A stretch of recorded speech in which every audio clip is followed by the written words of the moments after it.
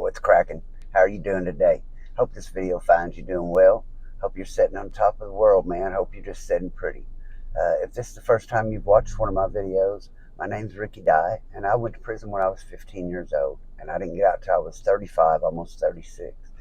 And I make these videos in hopes of stopping someone else from making the same mistakes I did. That's what these videos are all about. And maybe to get people, if they think their life isn't going the way they want, they're down, they're discouraged, to get them to look at their life a little different way, to see that life can get a lot worse for you if you make the mistakes of breaking the law and doing things that will get you in prison. I started off telling my story from the beginning, where I got my charge, what happened in my crime, being certified as an adult and going on to prison as a kid with grown men. And I started at the beginning, and I've been working my way all the way through. And with that, today I'm going to jump back into my story. And at the last where I left you guys in my story, I was at Crabtree, and I went back to DU. But I jumped too fast in that story. Now, the reason I told you the story yesterday about the guy, or day before yesterday, about the guy that got hit in the head with a pipe. The guy who got hit in the head with a pipe, his name was Derek. Okay, now, I told you about that story because he's going to come into this story. So I had got back out of DU after I flooded my toilet, and they appointed me and everything like that. The reason I'm doing this video, by the way, in my car today, Monica's inside doing physical therapy. So I figured this was a great time while I'm waiting on her to do her physical therapy to tell you a story. So that's the reason I'm in my car today. But I had got up there and got appointed and everything, and crash test dummy got his attempted escape charge and all that. And they put me back on the yard. But now that I'm on level 1, even though I have Shelly, I have no way of going to visit and hustling and getting any weed in or anything, because she can get it for me, but I can't go to visit to manage to sneak nothing back. So I had a black guy come to me. Derek came to me. And Derek was the one that told me that he had the girl, they had a relationship going with this girl in the mailroom, and that I could send it in through them.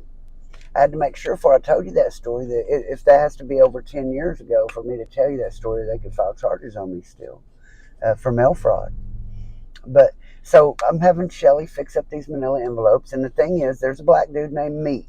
I call him Meat, and he would have his girl go to my house, and they would chop up cocaine there and send an 8-ball to Meat Man, and then they would give me an 8-ball on front for $150. But by now I've done it enough times, I'm just paying him the $150, so my girl will owe nothing. And I'm buying quarter pounds of weed from it's his brother. I'm buying quarter pounds of weed from him too for $250. And when I get it in, I just sell Meat a little bit of it, because he likes to smoke. He sells the cocaine.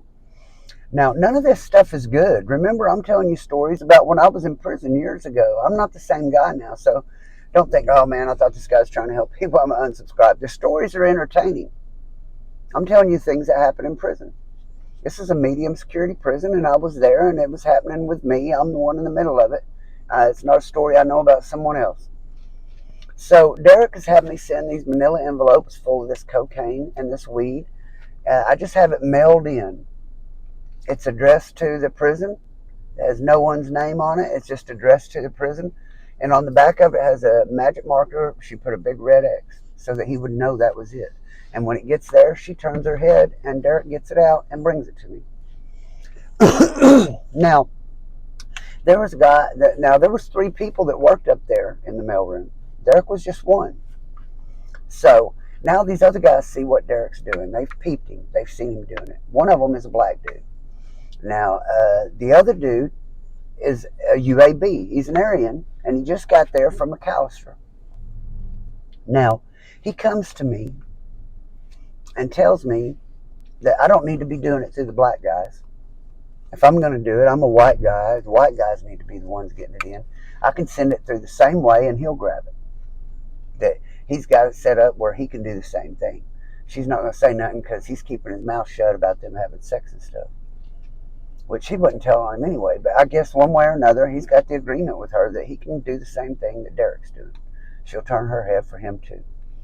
So he wants me to send it through him. And I tell him, man, I've already got the deal going through them. And he says, well, I'll just take it when I see it come. I said, dude, you can't do that. For one, you're not taking nothing from me. Because you think I'm not weak, or I wouldn't be doing this shit. I'm telling you, you can't take nothing from me.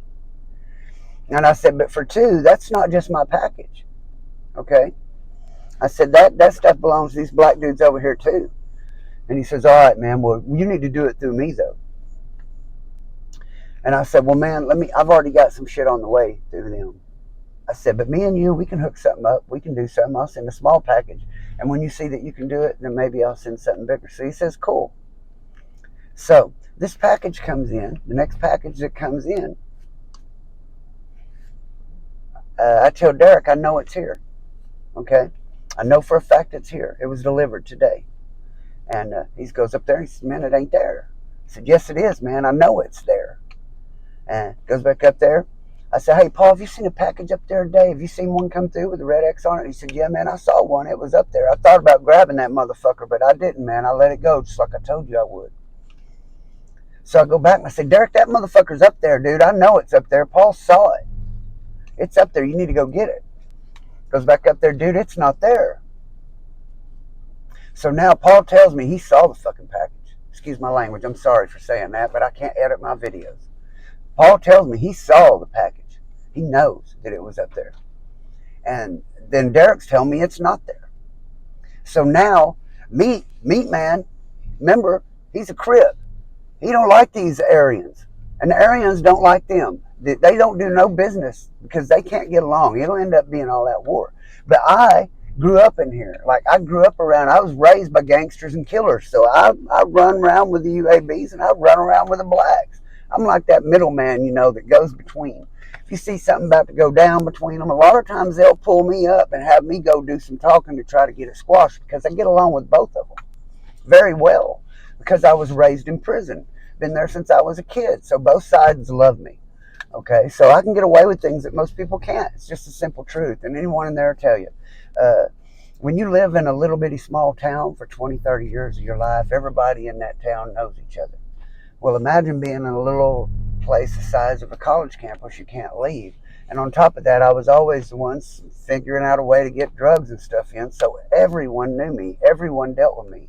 When you deal hard drugs in prison, if you deal crank and cocaine, you're going to deal with the white boys. They're the ones that do that. But when you deal with weed, you're going to deal with everybody because that's what the brothers like. That's what the essays like. Everyone loves weed. Everyone loves weed. So you deal with everyone of all shades and all kinds and all thoughts and minds. And that's why I try to learn to deal with everyone on their level. And that's a trick we'll get into at another time. But, okay, so the packages come up missing. So there's this dude there named Larry Ray. Very good friend of mine. Black guy. And when I was in McAllister, these two black guys taught me how to play poker and taught me how people were cheating me and taught me how to run a poker game as a favor to this old white convict named Head. So they've taught me how to play poker and stuff. Well, Larry Ray's on the yard. And I've been looking out for Larry Ray. Like when I get my weed and stuff in, I had, like I told you, I had like black guys selling it for me. I have white guys selling it for me, and they deal with their own little cliques, so it keeps heat off me because you can't be the one to get the weed in, be the one to sneak it in, be the one to get it, and be the one to sell it. You'll get caught in no time. If you're going to be the one getting the weed, you got to have someone else bring it in and someone else selling it so you don't get caught. You can't have it. It's just how you have to do it, especially in prison. Out here in the streets, it's hard enough to get away with it and people get caught all the time. But when you're in prison, the police are watching you all the time. So if you can get away in prison, you sure could get away with it out here, I would imagine. But that's not a life I choose to live anymore. I try to live a better life. I don't want to be locked up because let me tell you, we was in there over them drugs. Somebody might get killed over that shit. And that shit ain't worth hardly nothing, man. You could make 3 or 4 times that much just working out here for a week. It's ridiculous. It's stupid to risk your life for things like that. But this package has come up missing. So I've been looking out for Larry Ray. Like, I'll let him sell weed for me. Like, I give him 4 caps, tell him sell 3 for me, you keep the other one. So his locker's full because of me. When he wants to run a poker game, I give him a couple cartons of cigarettes, show he's got money to back his game. So Larry Ray, he's going around to everyone involved, and he's trying to find that package. So Larry Ray thinks it's that other black guy that works up there. But I don't know that guy, and I wouldn't think he was a younger guy, and he wasn't in a gang, and you wouldn't think that he was the kind of guy to do that. So all these blacks are convinced that it's Paul because he made that statement that he could just take it, just take the package from me that day. And I said, no, you can't because of me. So they're thinking he just took it. He thinks he can just take it. So I'm like, no, man. So they're fixing to go over there and start a war. They're all strapped up. They got magazines on them and knives, and they're fixing to go over attacking these Aryans when they don't even know it's coming. I'm like, no, man, I can't let that go down.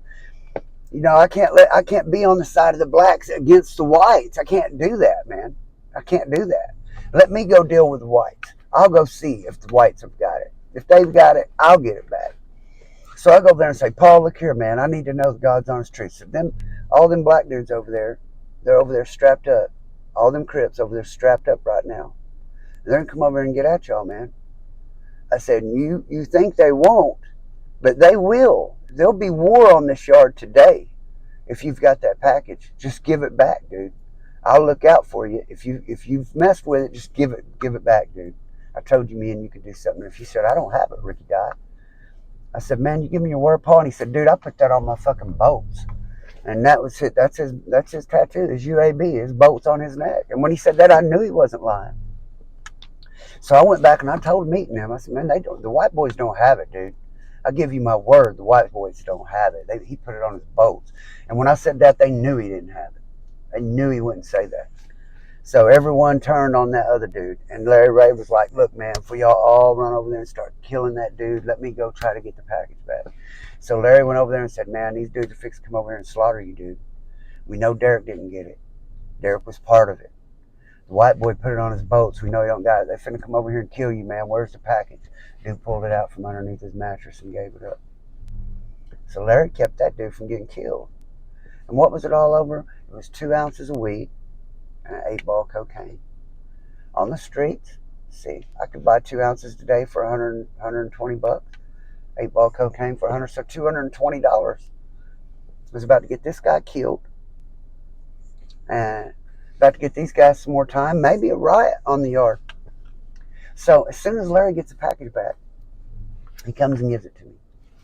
Okay, so Paul's wanting some out of it. He's saying that Meat has to give him a gram out of it or they're going to go to war because he was threatening him. They almost come and attacked them, even though they had nothing to do with it. They was accusing them. They was all strapped up, ready to come attack them when they didn't know it, and they didn't even have it, didn't do nothing but tell us it was here.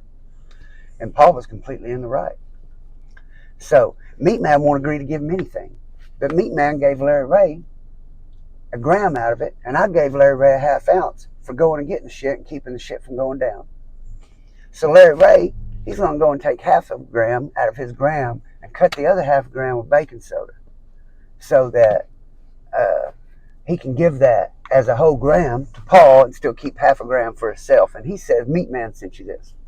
Because Meat Man won't send anything, but Larry Ray's trying to keep the shit down, so he's going to give up half of his gram, but he cut the other half of baking soda, sends it over to Paul right before count. Okay? When Paul and them go, they're going to shoot this shit. When they put water on to shoot it, it just all fizzes up because he put baking soda in it. So now they think that they're trying to kill them with some dope. So now the white boys all strap up, and they're going to go get at Larry Ray and these blacks. But they're going to get at the blacks, not Larry Ray, because they think that they sent it to them. So they come over there and say, man, this dope is all messed up, blah, blah. Now everyone's got knives, and then it's count time. So deal with this after count. And Ricky Dye, you caused this. It's all because of you. This ain't because of me, man. All I did is send this shit up here, and all this happened. So it's count time. And I've got weed. I've got 1 ounce of the weed in my tongue of my shoe, in my right side of my right shoe, and those pair of big hurts. And I got 3 or 4 papers of cocaine in my left shoe in the tongue. And they come in and say it's count time. You're sitting out there in the middle of the day room and look around, everybody sitting there in your little 3-foot cubicle. Guards come in and count, come back, call recount. Everybody goes to their bunks. All of a sudden, here comes the goon squad. SWAT team was what they basically are in prison. They come in with shields, beanbag guns, electric shields, beanbag guns. Let's see what else they all got a whistle on. They got sticks, and they got these shields, and they got gear on, kind of like a goalie kind of like a catcher at a baseball game or something. Pads, so you can't. Gloves, they come to rough you up. Basically like you would see a SWAT team wear or something, but they're not there to shoot you. They're there to wrestle you down and shit. So they come in there, come straight to my cubicle and get me. Go right down there and get Meat Man. Go right over there and get Larry Ray. Go right down and get Little Squab. Go over there and get Paul. Paul's the only white guy off another unit they come and get. So they take us all up front. Then they run us all by the dogs. The dog comes right, hits on my feet. They take my shoes off, go right in the right tongue and pull the weed right out like someone told them right where it was at. Someone told them right where that was at. So next thing you know is that one little black dude, the one that took the stuff, he ends up getting locked up too. But they don't put him in DU with the rest of us. They put him in another building by himself. So everybody says he's the one that told on us for all that. The lady up there in the mailroom ends up under investigation. Derek is locked up. All of us ended up getting shipped all over the system over this deal. It split us all up, sent us all over the place. I ended up getting sent to the worst place I ever went besides McAllister. I went to Granite, where I was going to face the only thing scarier than facing those killers in McAllister happened to me. The worst thing that probably ever happened to me in prison is about to happen to me when I get to Granite. So if you've enjoyed the other stories, you ain't heard nothing yet. It's about to get real bad. It's the worst thing I ever faced. And it causes me nightmares still to this day. I'll be honest about it. I think it would terrify anyone that was in that position. And we'll get to that in the very next story. So I hope to see you in the next one. In the meantime, man, stay out of trouble. Try to pick up your blessings every day and throw down your curses, man. Think about the good things that's going on in your life and not so much about the bad. Sit down, turn some music on, change the channel. Look at the things you have other people don't have, because you can always look around and find somebody doing worse than you are, man. And with that, may God bless, keep, and protect you and yours. Peace out.